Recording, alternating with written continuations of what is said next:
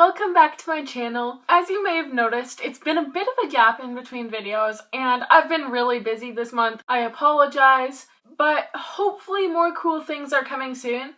In the meantime, this is something new that I have not done before, and it is a Q&A in honor of 100 subscribers, which I cannot thank you guys enough for helping me reach, as I just started this in June and it's now the very end of November and I believe I reached it at the end of October. I was just putting off making the video for a while until people could send in questions. My last video, I believe, was the review of Taylor Swift's new album, and I was sort of counting on an interview happening in between then and now, which unfortunately that didn't happen, but now you've got this, so... Anyways, let's get started, and I have some questions that you guys asked me, so now I'm going to answer those as best as I can. The first question I got is, what's your favorite color? And that's hard. My favorite color is either purple or blue. I can't really decide. I love both. As you may have noticed, my hair was blue, and now it's purple, so I sort of switch between the two. I love both colors. I don't know, man. I can't decide. Next question I got was, if you could only listen to one band or artist for the rest of your life, who would that be? And that's obvious. It's Marianas Trench, my favorite band of all time. I've been a fan of theirs since I was younger and got more into them growing up, and I've been to 5 of their shows now. I'm seeing them for the 6th time on New Year's Eve in Niagara Falls. So yes, definitely them. If I had to choose somebody other than that, I really love this band called Milk, which they're really small right now. They just started in April, and they are the sweetest people ever. They only have 3 songs out so far, which I would choose them then because I can watch them grow and listen to new stuff as it comes out, which is already what I'm planning on doing, but like, if I could only listen to that, then that would be a cool experience. Faith asked me my favorite band, as I just said in the past question, Marianas Trench. One question I got was, how many albums do you own? Which, if you didn't know, I have a CD collection. You can somewhat see it behind me here. I'll probably do a video on it sometime soon, but currently the amount I have is 221. I've been collecting for a really long time. I had to count just before filming this video so that I could make sure I have the right amount. But also, it's my birthday tomorrow and Christmas is coming soon, so that number is just gonna go up. If you could bring back one band that's broken up, who would it be? This is a hard question because, like, I'm trying to think of bands that have broken up, and the only ones that come to mind right away are My Chemical Romance, One Direction, and Down with Webster. And I wouldn't even bring any of them back, I don't think. Like, I love My Chem, but I think they're happier doing their own thing. I never really got into One Direction, but I like them better as solo artists, and Down with Webster has their new band Honors now, so I can't really complain. Like, I can't think of anybody else who's broken up. Big Time Rush. I'd choose Big Time Rush. Elizabeth wants to know my favorite song from each Marianas Trench, Headley, and Fall Out Boy album, which I'm gonna look up Spotify handy right here and see, because I can never remember the albums off the top of my head and I'm too lazy to get up, so. Alright, for Marianas Trench, the first album, Fix Me, my favorite would be Decided to Break It. Masterpiece Theater, my favorite song would be Perfect. Ever After, my favorite song is the title track, Ever After. And Astoria, my favorite song is Dearly Departed. For Headley, off of their self-titled album, I'd go with Trip. Off of Famous Last Words, I'd either go with She's So Sorry or Never Too Late. Off of The Show Must Go, I'd go with Sweater Song. From Storms, I'd have to say probably Bullet for Your Dreams. From Wildlife, All the Way. From Hello, Sympathy, and from Cageless, 17. And for Fall Out Boy, from Take This to Your Grave, my favorite is Saturday. Off of From Under the Cork Tree, my favorite is 7 Minutes in Heaven. Bang the Doldrums is my favorite off of Infinity on High. The Shipped Gold Standard is my favorite off of Folie à Deux. Just One Yesterday is my favorite from Save Rock and Roll. And 4th of July is my favorite from American Beauty, American Psycho. And if we're gonna talk about the new album they're releasing in January, my favorite song so far is Hold Me Tight or Don't. My friend Nick asked what my favorite brand of soup is.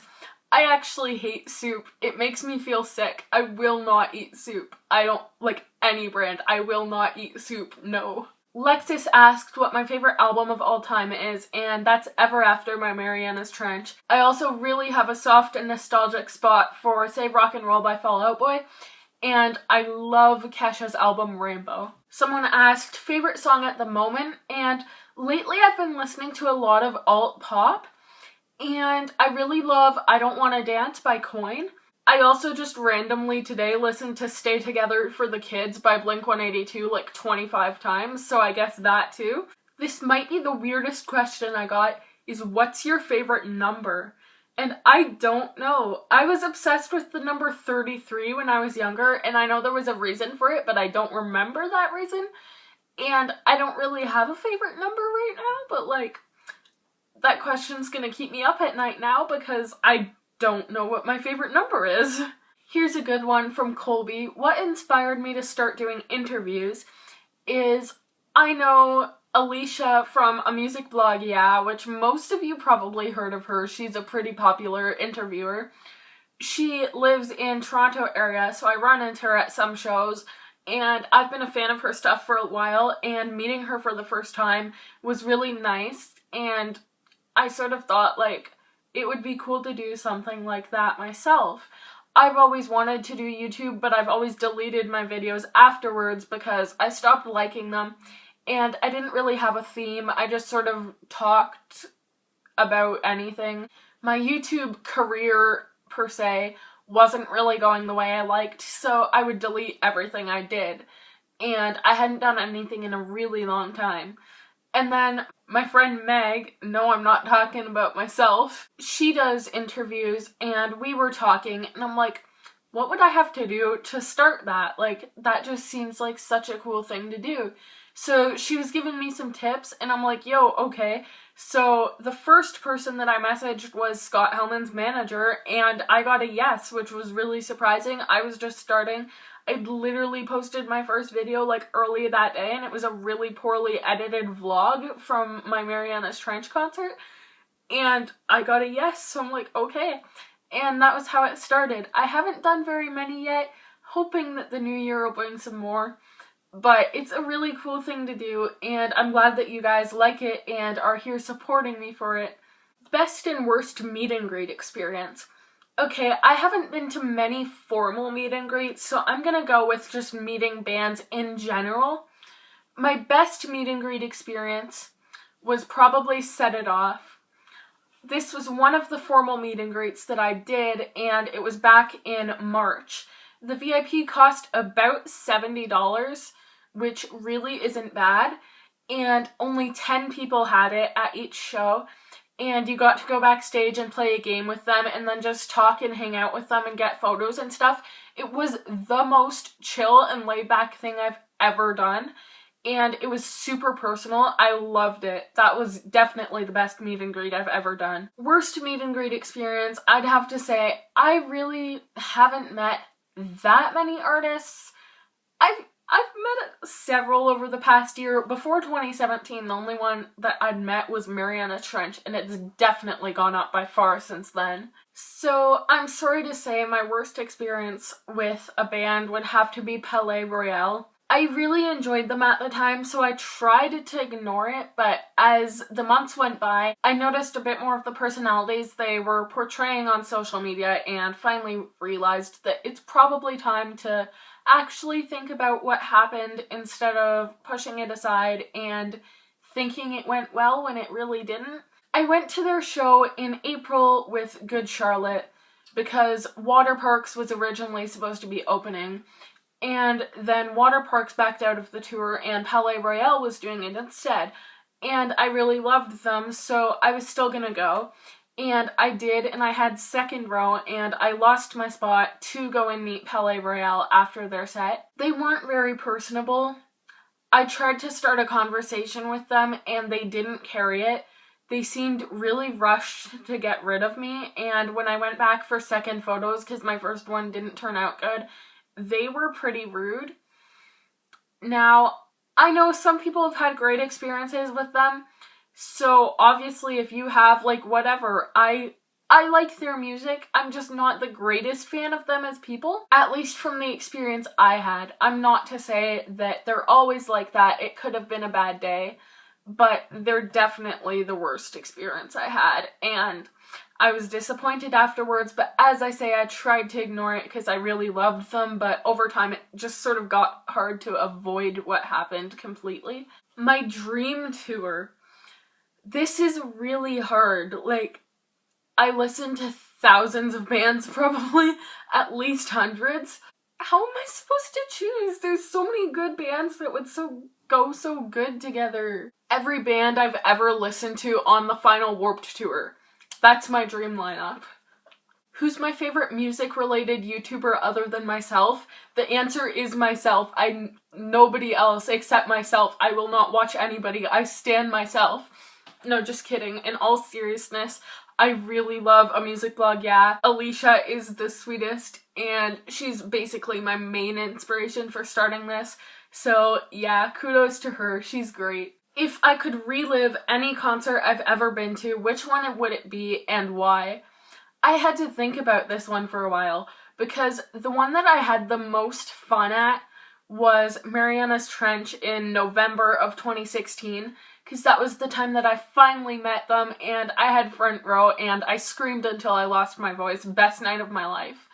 The concert that I've been to that had the best visuals and was the best production in general was Halsey back in October, and that was incredible. Like, I can't even describe. That was so good. I've been to so many Mariana's Trench shows at this point that if you'd asked me a few months ago, I probably would have said Mariana's Trench in November of 2016, but now I don't even know, because I might want to relive somebody who, like, I've only seen once and don't think I'll see again for a while or something.